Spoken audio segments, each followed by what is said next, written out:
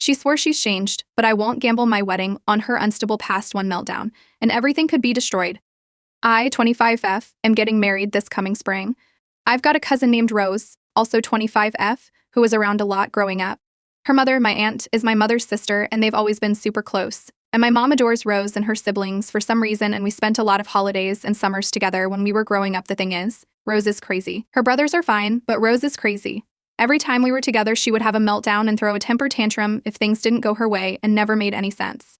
She would throw fits if we went to the beach, but also if she didn't go to the beach, she even broke some of my stuff. She just seems like a very unstable girl. We stopped spending so much time together when Rose's dad got a job in a different state, and they moved away and couldn't afford to fly back as frequently. It's been a while, and I still follow her on social media. She posts a lot about mental health stuff. She goes by a new name, has a new look, and she's even dating Di. But I don't think it's authentic. I think she's trying to reinvent herself because she used to be such a brat and is trying to make people forget how she used to treat them. I'm pretty sure she is bepped. This Christmas was at my mom's house, and my fiancé and I figured that we would hand out the wedding invites there and not risk them getting lost in the mail. And most people at Christmas got one, but Rose naturally wasn't invited. I don't want her ruining our special or anything. She was pretty mellow and was talking about her new job. She came up and told me that she noticed that her brothers had gotten an invite, but I had forgotten to give her one. I told her I didn't think she would want to come, since when we used to get together, nothing seemed right for her. She seemed really taken aback, apologized for how she used to act because she had a lot of stuff to deal with, and said she was sorry that I didn't think she couldn't change from when she was a kid. I held firm because this is the first time she's ever apologized to me for how she tried to ruin stuff, and I think she was just trying to manipulate me into getting her way like she always used to. Her family realized that she had never gotten an invite, and one of her brothers called and asked why his sister wasn't invited. I reiterated that I didn't feel comfortable with a mentally unstable woman at my wedding, and he got angry and said that I was stupid for being mad at something that happened so fucking long ago, and that I was being ridiculous and bigoted, and said he didn't want to come either and hung up. Then Rose's mom called my mom and said that if her daughter was the only family member not invited, that she wasn't going to attend. Now my mom is upset that her sister and nibblings, her word, aren't coming and begged me to just invite Rose. But you can't fully cure mental illness, and I don't want her coming and smashing my cake or something. Ida? Look, if one day I decided to shave my head and change my name to something completely different and demand people now call me this new name, it would look like I had some sort of mental break. I don't know why people think that this is a stable thing to do. It seemed way more violent and not typical. Random things would set her off. Like once she went into her room and pulled off the heads of all her Barbies, and one of mine, because we were playing together earlier. And another time at her birthday, she was really happy opening presents, and then she unwrapped a new dress my mom got her and started crying and wouldn't tell anyone why she didn't like it. Update 1. I am getting married in several months. Sorry if this sounds convoluted. I'm really stressed over this whole thing, and it's sometimes hard to keep my thoughts together. It's a long story, there has been some drama about me not inviting my cousin that spiraled into family drama, and now her parents and brothers are threatening to pull out if I don't invite her. I don't want my cousin there because she is mentally ill, I believe bepped, and I have had very bad experiences with her when we grew up together, and I don't believe she has truly improved the way she acts like she has. I feel like she could be a potential threat to my wedding, and I don't want all the attention to be on her having a breakdown, or her trying to smash my cake or interrupt my vows.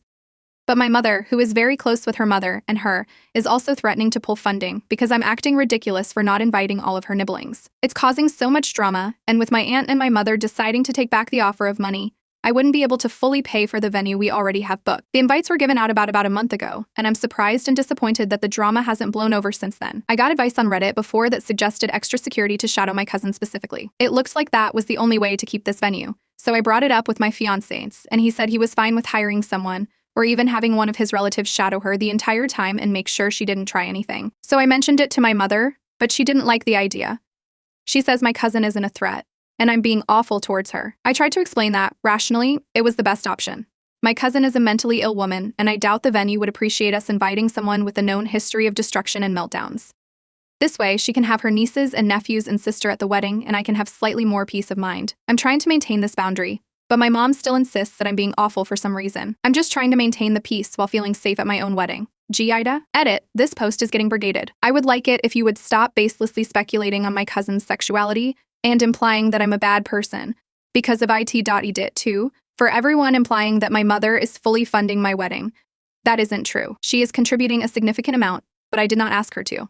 She offered. If I had known that the money came with strings attached, I would have chosen a cheaper venue when planning. Pulling out now would lose my deposit, which I paid for, and cause me to have to do a lot of rescheduling and replanning. I'm not going to give in and let some psycho ruin me in my fiancé's day. To those recommending I go low or no contact with my mother, that isn't an option. I love her and she loves me, and I'm not going to destroy our relationship because of some psycho. You're being entitled, rude, and manipulative. I read your post, and I remember you from a previous post where you handed out invites to your wedding in front of her, which was completely uncalled and callous of you. You're jesting someone who you haven't seen for years for things they did as a child. How would you like every mistake you've made held against you?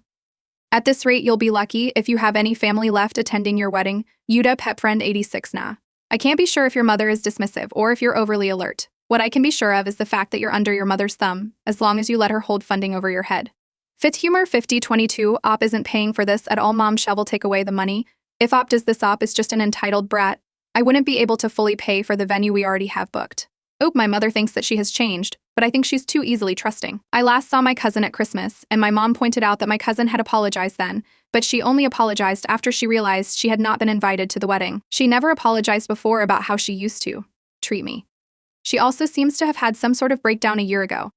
She had a radical change in her appearance, shaved her head, and changed her name. Our family thinks it's fine and brave or whatever, but it just reminded me of Britney Spears doing the same thing during her breakdown. I stopped replying to my Ida post because it was clear that it was being brigaded, and people even linked the subreddit that was brigading. I keep getting harassing messages on my other post and through private messages, so I see that people are stalking my profile as well. People are making assumptions about me and my feelings towards the LGBT community and transgenderism that are irrelevant to my post about my cousin. My cousin is female and mentally ill. My cousin is not a man and has never told me that she thinks she's a man. I think that a woman is allowed to want to feel safe and secure at her own wedding without misogynistic slurs being thrown at her and being forced to accommodate mental illness at a celebration that is not for the mentally ill woman. I am not going to elope, and I am not going to cancel. I know my mother loves me, even if she also likes my cousins and would not abandon me. My fiancé stands by me no matter what and agrees with my stance on the whole thing. I appreciate all the actual advice I've received. My cousin will be invited to placate my mother, and I've told her that I will invite her and not hire security. My fiancé's cousin will shadow her the entire time if she makes it into the venue. She will not be allowed to bring a +1 and invite her boyfriend/girlfriend. So if she does not stick to the dress code, she will not be allowed in. The dress code is simple and already established: a formal or semi for full dress for female guests and a suit for male guests, all within my wedding colors. It's pretty standard for weddings, so if she can't manage that, then oh well, I can tell my mother I tried to accommodate her background. I'm getting married Spring. Around Christmas, I sent out the invites to the family I wanted there, but did not invite a female cousin of mine, Rose, because I did not get along with her when we were growing up together and I haven't seen her in a long time. I didn't want her there, and I didn't think she would want to attend anyway. She's a bit of a tomboy, and I doubt she'd want to put on a dress and spend the day at a fancy party with us. But my mother is very close to her mother. They're really close in age, and both of them were contributing money to help fund my wedding for the venue I wanted and already have booked. Because I didn't invite her daughter. My aunt said she was not attending along with Rose brothers and would not help pay for the wedding. It wasn't a lot of money, so I could eat the cost for that, but then my mom got upset that her sister and niece and nephews wouldn't attend, and is threatening to not pay unless I invite Rose and apologize for snubbing her. At first I was really stubborn, but I don't want to switch venues and catering this late into the planning because it would delay, so I bit the bullet and sent Rose an invite. But I never got a response from her, and I wanted to check if she at least received the invite. I wanted to show my mom that she was choosing not to go, so I reached out to one of her brothers. But he was very verbally abusive. I uploaded screenshots of the text to my profile so you can see, and immediately he blew up at me and wouldn't even consider listening to me or trying to help me out. He also went into unprovoked and classist attacks on my fiancés. How can I convince my mother to stay on my side? And how can I get Rose to respond to me? I really do want to repair our relationship and have a smooth wedding day. I just feel like everything has been going so well, and now this year it's all crumbling at the last minute. Update 2. I appreciate all the people who gave advice on my last post, even if they were unnecessarily rude about it. The day after I made my post, Rose finally called me that she had gotten and rejected my invite. She was nasty about it, but she's always been a bit of a brat. She said she didn't care about my wedding and didn't want to be part of more stupid fucking family drama, which I think is hypocritical because she always starts the drama. So she and her brothers and parent attending, and my mom and some other guests are upset at that, but it's all manageable. I went to breakfast with my mom this morning, and we sat down and spoke about the wedding. I took advice from my last post and told her that if she continued to favor a cousin over her daughter, then I would never speak to her again, and she would not be invited to the rescheduled wedding. A lot was said, but she broke down and admitted that she was bluffing and didn't actually want to ruin my big day. She was just upset with how I had acted back around the holidays and hoped that her threat would be a wake-up call. I apologized and acknowledged that I didn't realize how hurtful my actions would have been perceived. She essentially raised me by myself, and I have always tried to live by the values she instilled in me, even if they aren't always popular with others, and I told her this. So the wedding should still be on course. I still have to find the money to make up for what my aunt would have paid, but I don't think it's a lot, and my fiancé will probably be able to cover it. Thank you again for all the advice. I can't really blame him for calling it off, because it was for financial reasons. But I feel like I can't talk to him about it because I'll still start saying things that I regret. I was set to get married today. It was great. I had everything planned out perfectly. So my venue was on the pricey side, but both my mother and aunt said they would help pay for it to make my wedding perfect. I sent invites ahead to make sure everyone had time to plan stuff if they needed to travel, and the drama started when I didn't invite my cousin. I grew up with her because our mothers are close, and she is very mentally ill and would always have meltdowns and stuff. Around last year, she had a breakdown that everyone seems to ignore now. I'm pretty sure she is bepped, and anyone who knows someone with that will tell you how unstable and unpredictable those people are. So I decided that I didn't want a severely mentally ill woman at my wedding to risk ruining it. And also, we weren't that close to begin with and hadn't seen each other for years. I thought everyone would understand that, and it's not like she and I were very close to begin with. It caused a lot of drama and family fighting. My aunt said that if I didn't invite her daughter, then she wasn't got to contribute money, and my female cousin's brothers also said that they weren't coming. Then my mom got angry and said that she wasn't going to contribute money if I was going to discriminate against my female cousin. And then other relatives heard that I hadn't invited her because of her mental illness. I didn't even tell anyone it was because of that, just that we weren't close. But I guess she was telling them that I was being bigoted against her because of her illness. I settled things with my mom, who agreed to pay, and I even offered my cousin an invite and apologized for excluding her when I initially sent out the invites. But she brushed me off and said she didn't want to go to my wedding. But my aunt never accepted the apology and still refused to pay. I thought that that was fine because my fiancé could make up the difference, and asked my dad if he was willing to contribute more. He divorced my mom when I was a kid, and we're not super close anymore because of it, but he still offered some money. But neither of them were able to pitch in anymore, and my savings also aren't enough unless I wanted to completely wipe them out or take out a loan, and I don't think that's a very good financial choice. I want the perfect wedding, but I don't want to go into debt for it. I finally decided to fold and look for another venue, but all of the ones I wanted were booked for the rest of the year. Last month, my fiancé told me that we should postpone the wedding for a year so that we find the perfect venue that we can afford. I had to call all my friends and the family members who still wanted to go and basically tell them I was too poor to get married this year. It was humiliating. All of this is because of my cousin, who got pissy that I didn't want her at my wedding. And she doesn't even want to go to the wedding anyway, and did her best to turn my family against me. Update 3. Anyway, it ended up with us not having enough money for my wedding. It was too close to be able to reschedule a venue, so we decided to cut our losses and get married next year instead. We still had a 2-week Mediterranean cruise scheduled as our honeymoon, so he said we should just go on it as a normal vacation to try and unwind after the disaster of a year I've had so far. It was nice. But near the end, he got more and more distant, and once we landed back home, I joked it was back to wedding planning. And he got very serious and admitted that he doesn't think planning a wedding is a very good idea. He said the family bullshit drama had made him reconsider, and he thought that the cruise would soften the blow. I was crying and said I'd cut off the shitty family members, and obviously we would never see the psycho relative ever again. But he said it wasn't just that I had shitty, crazy family members, and it's been almost a week since he was last home. He's staying with his brother. I'm numb at this point. Everything's gone off the rails. The cruise actually made me feel worse, like he was just wanted to have fun and was using me for sex before dropping me. I fucking hate all of this. Are you the person who didn't want to invite her supposedly mentally ill cousin whose mother was helping pay for the wedding? That was cue, we saga. Because if that's you, he's right. It's not that you have shitty family members. You are the shitty family member. Now on to second story. I laughed at my father's mistress when my aunt called her out for using depression as an excuse to ruin our family, but now I wonder if I was wrong. 2 years ago, my father left my mother to go with his mistress, whom I will call Anna. My mother never had any idea about the infidelity. Anna knew that my father was married. She even went to the house with him to take his things. So one day he simply told my mother that he is no longer in love with her and wants to be happy with Anna. I was there when everything happened. Anna was depressed. She has many scars on her legs and arms. I don't go to my father's house. It makes me uncomfortable to be around them for obvious reasons. Anna is overly nice, and it's really uncomfortable. And a few days ago, it was my grandfather's birthday, and the whole family was together, including Anna. I have an aunt who suffers from depression and other more heavy things like schizophrenia. She has tried to hurt herself many times. At one point in the night, there were only my father, my aunt, Anna, another aunt, and I in the living room. For some reason, my aunt and Anna were talking about some serious things, and at one point Anna began to say that depression made her do many things trying to feel fulfilled, said she could only overcome depression when she met my father and he saved her, that meeting him was the key to overcome her depression. And now she's finally happy thanks to him. I know about that because Anna often tried to bond with me by telling me how much she suffered in her life and how my father saved her. She has always justified herself that she was depressed and was in a hard place in her life before my father saved her. It always makes me feel uncomfortable, and I don't feel empathy for her no matter how sweet she is. Talking about how many times you try to kill yourself in front of my 8-year-old sister, it's not something normal. Anna has always tried to paint her relationship with my father as a fairy tale that began in a different way, but that she doesn't regret anything because her world is perfect now. At that moment, my aunt said something like I tried to save myself by going to a psychologist, not by jumping on the dick of a married man, and then she began to say that depression made her want to jump off a bridge, but not ruin a family. You bud say, but on to not ruin a family. For Emily so Claire shouldn't save a life but not ruin a family. I just laughed. It was funny. My aunt may have her mind elsewhere all day, but it was crazy to see her make such a sly comment. But when my father was taking me home, Anna was crying, and he scolded me for laughing at what my aunt said, saying that no one knows everything that Anna suffered. I know. She always talks about that. I didn't apologize, but now I think, was I really wrong to laugh? From my point of view, my aunt was right. Update 1. Hello, something's happened over the weekend. My aunt came home, I live with my mother, and told my mom what happened. So my sister is an 8-year-old girl, and she really hates Anna. Anna wants to try to get along with my sister, and told her about the time she wanted to commit suicide and how my dad saved her. After that, my sister came home asking my mother if she had ever thought about committing suicide. That's not a question an 8-year-old girl should ask, and my sister even asked me questions about suicide after that.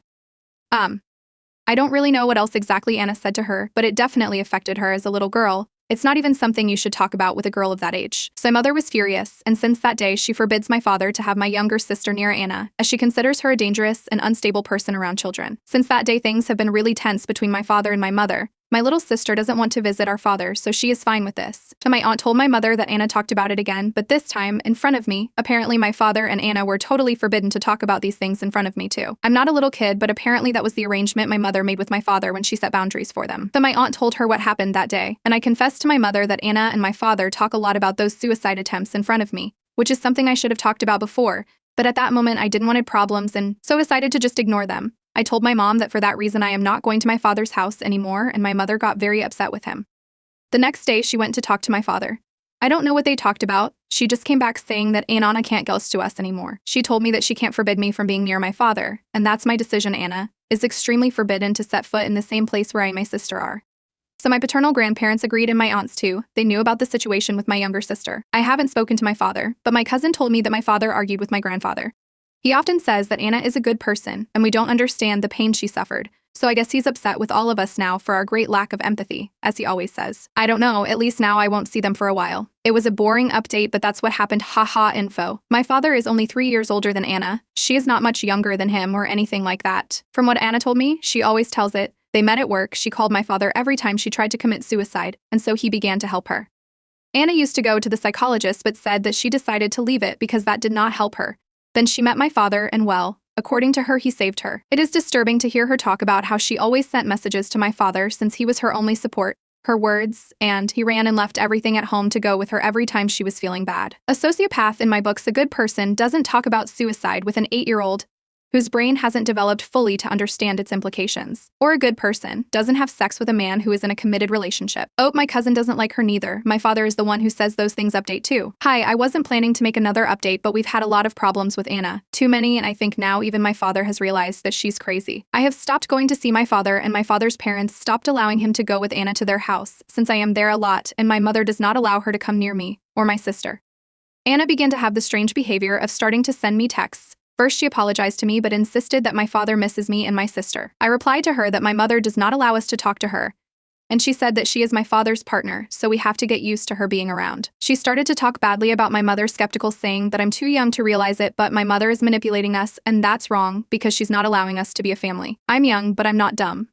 I didn't answer her again and showed the messages to my mother, who spoke to my father again. My father knew nothing about this and apparently had an argument with Anna about this, since now my mother is planning to take away his last name from our name to end with this shit show and protect us. I don't understand too much about this, but in my country you can go to court and take out your father's surname, making him have no right over you anymore. I honestly believe that neither my sister nor I would have any problem with this, but I think my mother just said that to scare him. This is something I heard from my aunt, and I don't know how much of this is real, but my father has been staying at my grandparents' house. So one of those nights, Anna went to knock on the door, looking for him just to argue. She and my father began to argue. Anna yelled at my dad that he couldn't leave her like that, but nothing else happened because my grandfather kicked her out. My aunt also told me that my father told her that Anna sends him messages like, if you leave me, I will kill myself. You can't leave me, so my father is afraid of Lita Rilar and afraid of her. So less than 2 days ago, I found out that my father had to leave work quickly because she sent him goodbye messages. So nothing happened to her, she just cut her arms as always. My aunt said that this is something that Anna has always done. Even when the affair started, she sent him messages saying that she was about to commit suicide so that my father would go to her. So this is something that Anna also told me, but in a more romantic way. It always scared me. I have no contact with my father, and I avoid him when he's on Grandpa's house. But as far as my aunt has told me, he doesn't know what to do, since he misses us, but is afraid to leave her, and that she will kill herself. I feel bad for thinking this, but I'm really relieved to be hearing all this from afar. I'm so thankful that my mom forbade us to see her before all this happens, and honestly, this is his karma, so I'm not going to get into this.